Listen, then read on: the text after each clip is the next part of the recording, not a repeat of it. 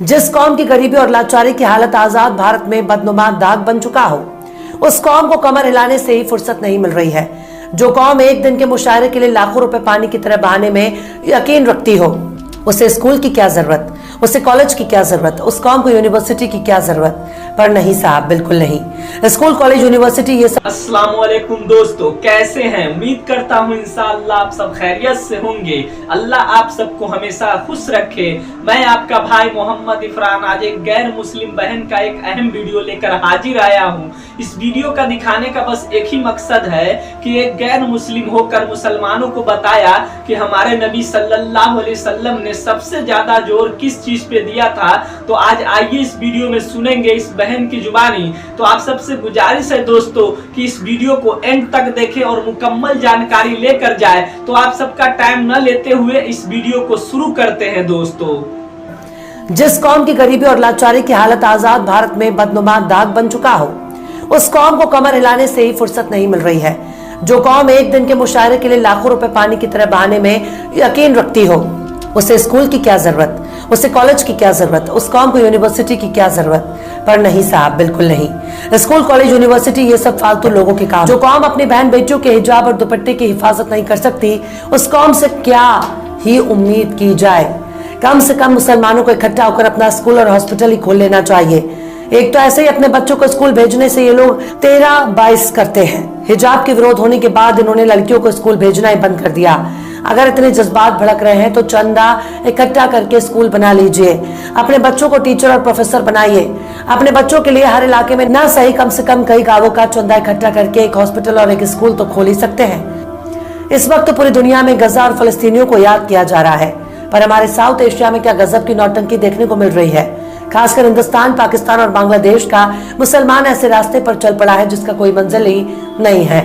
मुसलमानों को आगे बढ़ाने के लिए आखिरी पैगंबर ने इकरा यानी तालीम पर जोर दिया। हर मुसलमान को तालीम हासिल करना बिल्कुल जरूरी कर दिया, यानी मुसलमान को हर हाल में शिक्षा हासिल करना अनिवार्य हो गया। पर भारत के मुसलमान खुद को अपडेट करने के लिए 15,000 का फोन ले सकता है, पर 5,000 की एडमिशन फीस भरने में नानी याद आ जाती है। स्कूल कॉलेजों में भेदभाव के शिकार भी मुसलमान होते जा रहे हैं। इनके पास ना तो कोई सामाजिक लीडर है, ना ही पॉलिटिकल लीडर। अगर कोई सियासी लीडर इनकी क़यादत के लिए तैयार भी होता है तो ये खुद ही उसे आरएसएस का एजेंट साबित करने लगते हैं। मतलब इनके पास सब कुछ है पर कायदे की खोपड़ी नहीं है। बच्चों को हायर एजुकेशन से बिल्कुल दूर रखना चाहते हैं। खासकर लड़कियों के मामले में मुसलमान दिन ब दिन पिछड़ता जा रहा है।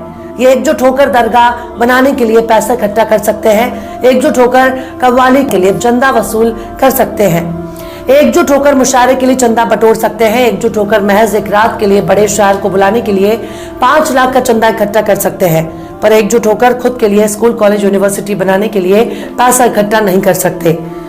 फिरका परस्ती के नाम पर आपस में लड़ाने वाले मौलाना की तकरीर के लिए इनके पास पैसा है, पर अपने बच्चों को पढ़ाने के लिए ना तो इनके पास पैसा है, ना ही हौसला। एक फर्जी मुकदमा अगर पड़ोसी पर दर्ज हो जाता है तो हफ्तों तक मोहल्ले वाले उसके घर की तरफ नजर उठाकर भी नहीं देखते। यह है मुसलमानों का हाल। यूं ही कोई बुलडोजर लेकर नहीं पहुंच जाता। मुर्दों के बीच हर चलने फिरने और टोपी लगाने वाली लोग जिंदा नहीं कहे जा सकते। जिंदा होने के लिए जिंदा नजर आना भी जरूरी है। इनके पास सब कुछ है, पर इकट्ठा होकर अपना नेता चुनकर संसद और विधानसभा में पहुंचाने की ताकत नहीं है। अगर मुसलमानों के बीच से कोई एक नेता खड़ा हो जाता है, उसको गिराने के लिए खुद इन्हीं के बीच से एक और मुसलमान खड़ा होकर मुकाबला करता है। लिहाजा ऐसे ऐसे लोग चुनाव जीतकर मुसलमानों के सिर पर तांडव करने लगते हैं, जिनको मुसलमान तो छोड़ दीजिए, हिंदुओं में ही ज्यादातर लोग नहीं जानते। मतलब आपस में लड़कर ये दूसरों को जिताने में यकीन रखते हैं, पर औकात नहीं है कि खुद का कोई नेता चुन सके जो इनकी सदन में आवाज पहुंचा सके। इस वक्त मुसलमानों ने बस एक ही महारत हासिल कर ली है, और वो है थाना। मुस्लिमों में कोई नेता मिले ना मिले, लेकिन दलाल जरूर मिल जाएंगे जो थाने की दलाली करते हैं, जो आपके बीच में घुसकर मुखबिरी करते हैं और दारू मुर्गा के लिए अपना ईमान बेच देते हैं। इसी तरह से जमीन की दलाली में मुसलमानों ने झंडे गाड़ रखे हैं।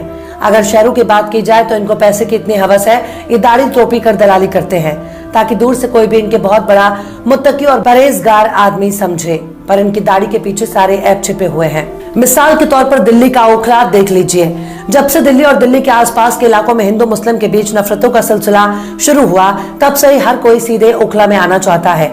यहाँ कई इलाके ऐसे हैं जहाँ अवैध इमारतें बनी हुई हैं, जहां जरूरत पड़ने पर एम्बुलेंस और फायर ब्रिगेड भी नहीं घुस सकते।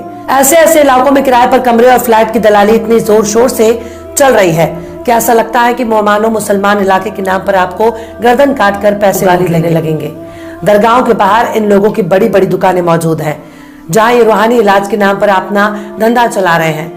मतलब जिस झाड़ फूक और जादूगरी को इस्लाम में हराम करार दिया गया, जिस झाड़ फूक के धंधे में पाए जाने पर मुस्लिम देशों में सजाए मौत का प्रावधान मौजूद है, वही झाड़ फूक मौलवियों का धंधा बन चुका है।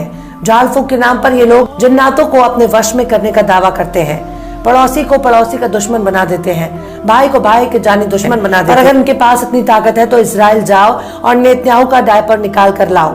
अगर इनमें इतनी ताकत मौजूद है तो जो बाइडेन से छैया छैया गाने पर डांस करके दिखवाओ। पर यकीन मानिए, अगर मुसलमान दीन दुनिया के इल्म से बिल्कुल अनजान रहेगा तो उनके साथ ऐसा ही होगा।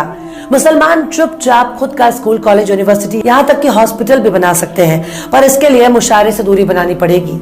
लाखों रुपए लेकर एक रात के लिए शायरी करने वाले भाड़े के शायर कभी आपके नेता नहीं बन सकते।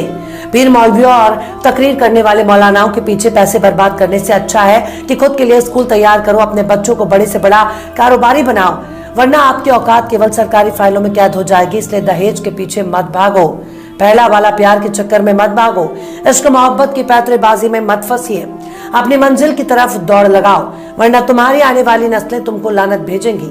बहरहाल चलते चलते आखिर में अल्लामा इकबाल ने भी क्या खूब फरमाया है, तुम में हूरों का कोई चाहने वाला ही नहीं, तुम में हूरों का कोई चाहने वाला ही नहीं, जलवाए तूर तो मौजूद है, मूसा ही नहीं।